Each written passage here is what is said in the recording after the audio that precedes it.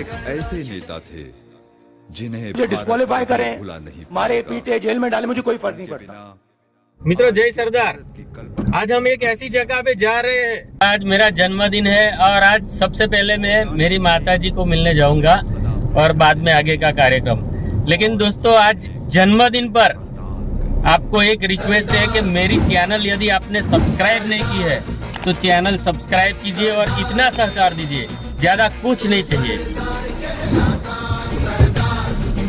जहां से हिंदुस्तान की आजादी की जो क्रांति हुई वो शुरू हुई थी और वो है आगे महात्मा गांधी आश्रम अहमदाबाद साबरमती। आज फिर से सब लोगों को गांधी की राह पे चलने का टाइम आ गया है, सत्याग्रह करने का समय आ गया है।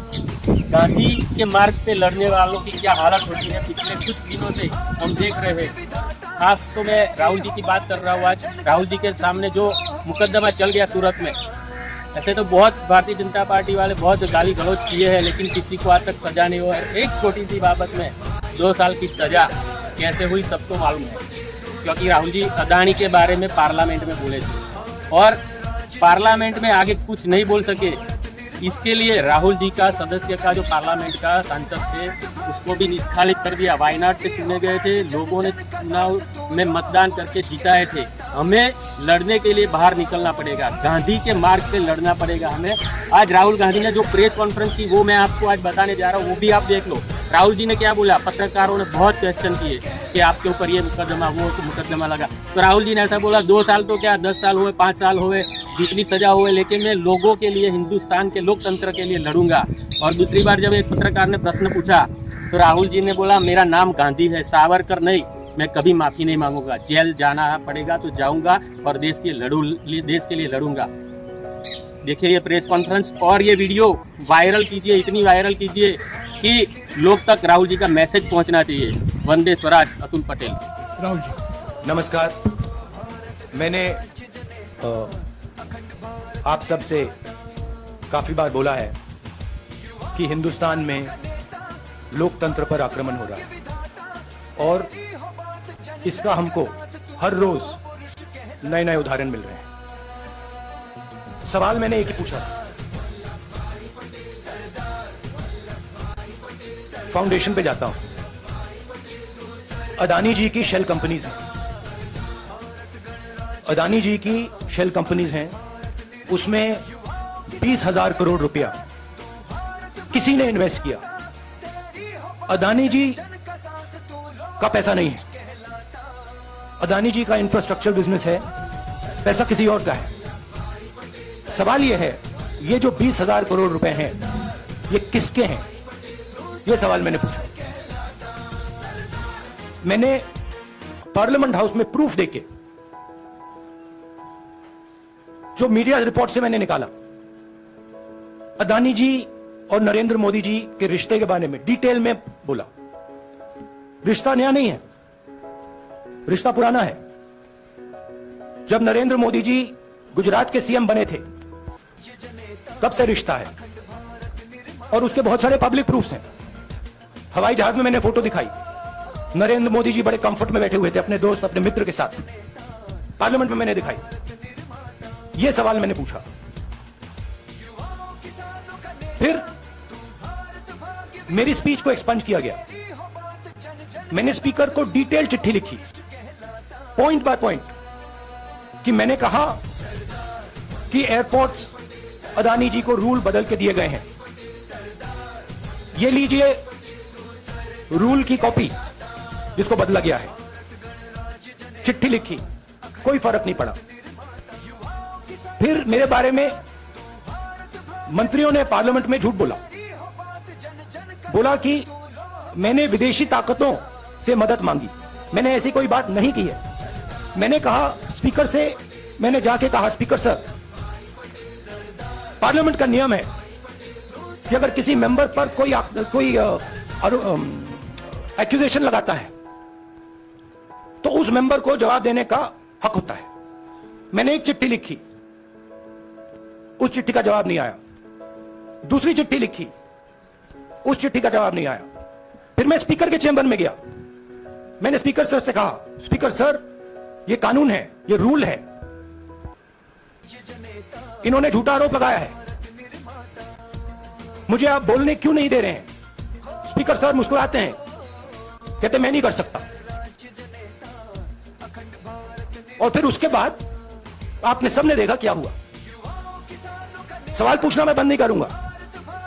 नरेंद्र मोदी जी का अदानी के साथ क्या रिश्ता है और 20,000 करोड़ रुपए किसके हैं, मैं पूछता जाऊंगा। मुझे कोई डर नहीं लगता इन लोगों से। और अगर ये सोचें कि मुझे डिस्क्वालीफाई करके, धमका के, जेल में डाल के मुझे बंद कर सकते, नहीं, मेरी वो हिस्ट्री नहीं है। मैं हिंदुस्तान के लोकतंत्र के लिए लड़ रहा हूं और मैं हिंदुस्तान के लोकतंत्र के लिए लड़ता रहूंगा। किसी चीज से नहीं डरता हूं, यह सच्चाई है। अब आप सवाल पूछिए। राहुल जी, मैं मोहित दुबे हूँ। मेरा सवाल यह है कि आप शहीदों के परिवार से आते हैं, आपकी दादी भी डिस्क्वालीफाई हुई, जनता के बीच गई, आप सत्ता में वापस आए। आज के दौर में राहुल गांधी भी डिस्क्वालीफाई हो गए हैं, क्योंकि तमाम आपने इश्यूज को उठाया, चीन के इश्यूज को उठाया। क्या राहुल गांधी भी जनता के बीच में जाएंगे और वही वापसी फिर से करेंगे? राहुल गांधी भारत जोड़ो यात्रा में 4.5 महीने जनता के बीच में रहेंगे और वो मेरा काम है, वो मैं करता जाऊंगा। हाँ जी, अनवर आज के हिंदुस्तान में जो पहले राजनीतिक पार्टियों को सपोर्ट मिलती थी, मीडिया से मिलती थी, बाकी इंस्टीट्यूशन से मिलती थी, वो नहीं मिलती है। तो ऑपोजिशन की पार्टीज को एक ही रास्ता है, जनता के बीच में जाने का। हाँ जी, अनवर। सर, भारतीय जनता पार्टी ने आप पर ओबीसी समुदाय के अपमान का आरोप लगाया है, इस पर आप क्या जवाब देना चाहेंगे भारतीय जनता पार्टी को? मैं पिछले भारत जोड़ो यात्रा में, आप मेरी कोई भी स्पीच देख लीजिए, मैं वहां कह रहा हूं सब समाज एक हैं, सबको एक साथ चलना चाहिए, भाईचारा होना चाहिए, नफरत नहीं होनी चाहिए, हिंसा नहीं होनी चाहिए। तो मेरी पोजीशन बिल्कुल क्लियर है। ये ओबीसी का मामला नहीं है, ये नरेंद्र मोदी जी और अदानी जी के रिश्ते का मामला है। 20,000 करोड़ रुपए जो अदानी जी को पता नहीं कहां से मिले, उसके बारे में मैं सवाल पूछ रहा हूं और उसका जवाब चाहिए। बीजेपी ध्यान को भड़काने की कोशिश करती है, कभी ओबीसी की बात करेगी, कभी विदेश की बात करेगी, कभी कुछ और बात करेगी, कभी डिस्क्वालिफिकेशन की बात करेगी, मगर सवाल यही है 20,000 करोड़ रुपए, $3 बिलियन किसका था? संजय मिश्रा। और वो अदानी का पैसा नहीं हो सकता। संजय मिश्रा।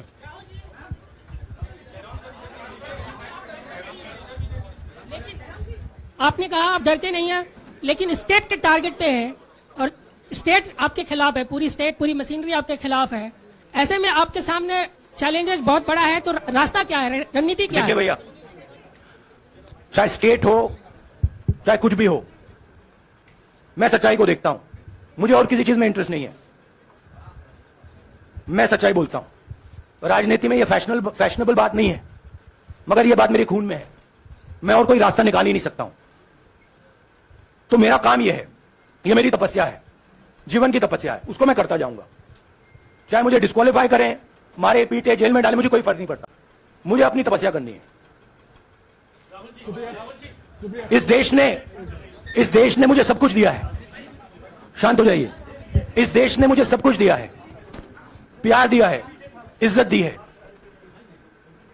इसलिए मैं ये करता हूं। Supriya. Sir, Rahul sir, BJP के जो लीडर्स आप पे अटैक कर रहे हैं उस पर आप क्या कहेंगे? और इसके अलावा वायनाड, वहां पर जब से खबर गई है, वहां पे लोग बहुत डिसबिलीफ में हैं, प्रोटेस्ट भी रद्द हो रहा है, आप अपनी कॉन्स्टिट्यूएंसी के लोगों को क्या कहना चाहते हैं? नहीं, मैंने सोचा है कि मैं अपनी, देखिए मैंने कॉन्स्टिट्यूएंसी में भी बोला कि वायनाड के लोगों के साथ मेरा पारिवारिक रिश्ता है, फैमिली प्यार का रिश्ता है। तो मैंने सोचा कि मैं वायनाड के लोगों के लिए अपनी एक चिट्ठी लिखूं उनके लिए कि मेरे दिल में उनके लिए क्या है, तो वो तो मैं रिजॉल्व कर दूंगा। उनका, देखिए बीजेपी के नेताओं का काम यही है। देखिए वो सब नरेंद्र मोदी जी से डरते हैं, कारण आप जानते हो। नरेंद्र मोदी जी ने कहा कि देखिए ध्यान हटाना है। वो सब जानते हैं अदानी जी और नरेंद्र मोदी जी का रिश्ता, सारे के सारे जानते हैं क्या रिश्ता है, सब जानते हैं, मगर डरते हैं। तो अगर नरेंद्र मोदी जी ने उनसे कहा कि भैया ध्यान उधर करो, ध्यान उधर करेंगे। मगर सवाल यही है 20,000 करोड़ रुपए किसका है? हाँ, जैनेंद्र। रद्द हुई तो उसके बाद बहुत सारे ऐसे विपक्षी दल जो अभी तक कांग्रेस से दूरी बना के चलते थे, वो भी आपके समर्थन में आए। तो आपको क्या लगता है, अब वो समय आ गया है जब सारे विपक्ष को एकजुट हो जाना चाहिए? मैं उन सबका, सब विपक्षी दलों का धन्यवाद करता हूं कि उन्होंने इस बात में हमारी सपोर्ट की। और हम सब मिलके काम करेंगे। मगर मैं जो भी सवाल उठाता हूं वो सोच समझ के उठाता हूं। हाँ जी, नीरज। राहुल जी अभी कुछ ही दिन पहले लक्षद्वीप के सांसद मोहम्मद फैजल की सदस्यता गई थी और बाद में हाईकोर्ट ने स्टे कर दिया था। अभी उनकी मेंबरशिप रीइंस्टेट नहीं हुई है। तो सुन लीजिए राहुल जी, सुन लीजिए, अभी उनकी सदस्यता रीइंस्टेट नहीं है, लेकिन चुनाव आयोग ने चुनाव की घोषणा करने के बाद उसे रोक दिया था। अगर ऊपरी अदालत से आपको स्टे मिलता है तो आपको उम्मीद है कि लोकसभा स्पीकर भी आपकी सदस्यता को बहाल कर देंगे? मुझे उम्मीद में कोई इंटरेस्ट नहीं है। चाहे मुझे सदस्यता मिले ना मिले, मैं अपना काम करूंगा। अगर ये मुझे परमानेंटली डिस्क्वालीफाई कर दें तो भी मैं अपना काम करूंगा। अगर मुझे रीइंस्टेट कर दें तो भी मैं अपना काम करूंगा। मुझे कोई फर्क नहीं पड़ता मैं पार्लियामेंट के अंदर हूं या बाहर हूं, कहां हूं। मैंने आपसे कहा मुझे अपनी तपस्या करनी है, मैं उसको करके दिखाऊंगा। आपके लिए नहीं, अपने लिए। एक मिनट रमन, एक minute Raman. It is not up to me, it is up to Congress president कौन जाएंगे। राहुल जी मेरा सवाल यहाँ बैठे हैं। हाँ। दोनों मुख्यमंत्रियों का भी अडानी से रिश्ता है, उनके साथ लेन देन का मामला, उसका कहा धंधे का मामला है। लेकिन क्या धंधे का मामला क्या बात कर रहे हैं? धंधा रोकेंगे ये लोग? इनके पास जो भी स्टेट का उनके साथ रहता है, जो भी बिजनेस चल रहा है वो बिजनेस रोका जाएगा क्या? देखिए सिंपल सी बात है, आप डिस्ट्रैक्ट करने की कोशिश मत कीजिए। 20,000 करोड़ रुपए अदानी जी की शेल कंपनीज में कहां से आए? आप इंक्वायरी कीजिए। अगर बात निकली कि हमारे चीफ मिनिस्टर का पैसा है तो इनको जेल में डाल दीजिए। अगर बात निकली तो किसी और का पैसा है तो उसको जेल में डालिए। सर, राहुल सर, मैडम एक मिनट। मैडम आप लोकतंत्र को समझिए। ये जो पैनिक रिएक्शन इन्होंने किया है नरेंद्र मोदी जी ने, इससे सबसे ज्यादा फायदा मिलेगा विपक्ष को। ये इन्होंने हमें हथियार पकड़ा दिया है। ये आप बात समझिए। ये मोदी जी पैनिक में आ गए कि बात निकल जाएगी, ये 20,000 करोड़ रुपए किसके हैं, डर गए, घबरा गए, इन्होंने पूरा सीक्वेंस शुरू कर दिया। ये विपक्ष को सबसे बड़ा इन्होंने हथियार दिया है। राहुल जी, क्योंकि जनता के माइंड में अब एक सवाल आ गया है कि जनता जानती है कि अदानी जी भ्रष्ट व्यक्ति है। अब जनता के माइंड में यह सवाल उठा है कि इस भ्रष्ट व्यक्ति को हिंदुस्तान का प्रधानमंत्री क्यों बचा रहा है। यह मतलब अब सब कुछ बीजेपी के लोग, नरेंद्र मोदी जी सब कुछ इस व्यक्ति को बचाने के लिए क्यों कर रहे हैं। दूसरा सवाल, बीजेपी के लोगों ने कहा कि अदानी पर आक्रमण देश पर आक्रमण है। मतलब इनके माइंड में देश अदानी है और अदानी देश है। बात समझिए। राहुल जी मेरा सवाल आपसे ये है कि जब आप ये फैसला सामने आया, आपको मैक्सिमम पनिशमेंट जो है इसमें हो सकती है वो आपके लिए मुकर्रर की गई। इस बीच कई लोगों ने यह भी कहा, आपके पार्टी के भी सांसद ने कहा कि कम से कम जज को ये देखना चाहिए था कि सामने जो शख्स है वो एक गांधी परिवार से आता है। इस पर आप क्या कहेंगे? और आपको लगता है मैक्सिमम पनिशमेंट जो है आपके केस में, मैक्सिमम पनिशमेंट आपके लिए मुकर्रर की गई, क्या आपको इसके पीछे क्या कहना है आपका? वही मैंने कहा, अगर डिस्ट्रैक्शन करना है मैक्सिमम पनिशमेंट की तो जरूरत है। मिनिमम पनिशमेंट की बात थोड़ी बनेगी। मैं तो सोच रहा था भैया 5 साल होते, 7 साल होते, 10 साल होते, वो भी मिल जाता। मुझे क्या फर्क पड़ रहा है? जजमेंट आया, उसको लेकर बीजेपी ने उसको किया है कि आपने ओबीसी का अपमान किया। पूरे देश में प्रेस कॉन्फ्रेंस की तैयारी कर रहे हैं कि आपने ओबीसी का अपमान किया था।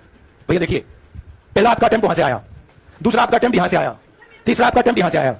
आप इतनी डायरेक्टली बीजेपी के लिए क्यों काम कर रहे हो? थोड़ी डिस्कशन से करो यार, थोड़ा घूम घाम के पूछो। क्या आपको ऑर्डर दिया है क्या? देखो मुस्कुरा रहे हैं, घूम घाम। मैं आपको उदाहरण देता हूं, आप थोड़ा घूम घाम के निकालो, बोलो। देखो ऐसे बोलो पहले, राहुल जी, हाँ, तो please if you want to work for the BJP, then bring a BJP flag symbol here and put it on your chest. Then I'll answer you the same way I answer them. Don't pretend to be a pressman. Rahul ji हवा निकल गई। Rahul ji, BJP के लोग बार बार ये बात कहते हैं कि आपने जब विदेश में जाके भाषण दिया तो उन्होंने कहा माफी मांग लेते। अभी कहा कि कोर्ट में आपसे कहा कि माफी मांग लेते। तो जब ये लोग कहते हैं राहुल गांधी माफी मांग लेते, तो राहुल गांधी क्या सोचते हैं? राहुल गांधी सोचता है मेरा नाम सावरकर नहीं है, मेरा नाम गांधी है। गांधी किसी से माफी नहीं मांगता।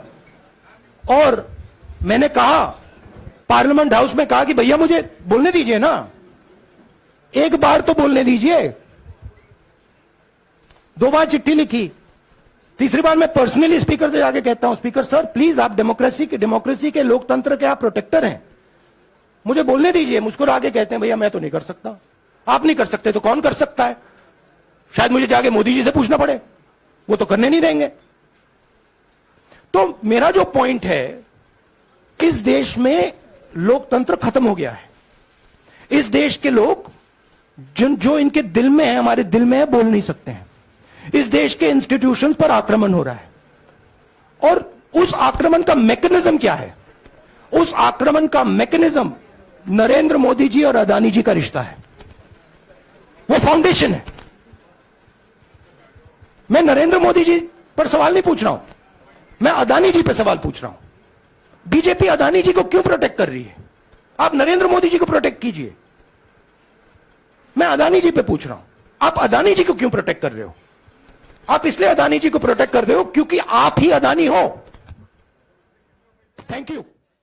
મિત્રો વિડીયો પસંદ આવી હોય તો અમારી YouTube ચેનલ સત્યાગ્રહ સબસ્ક્રાઇબ કરજો, લાઈક શેર કરજો, જેથી વધુમાં વધુ સંખ્યામાં મિત્રો સુધી વિડીયો પહોંચે, અને કોમેન્ટ અવશ્ય કરજો.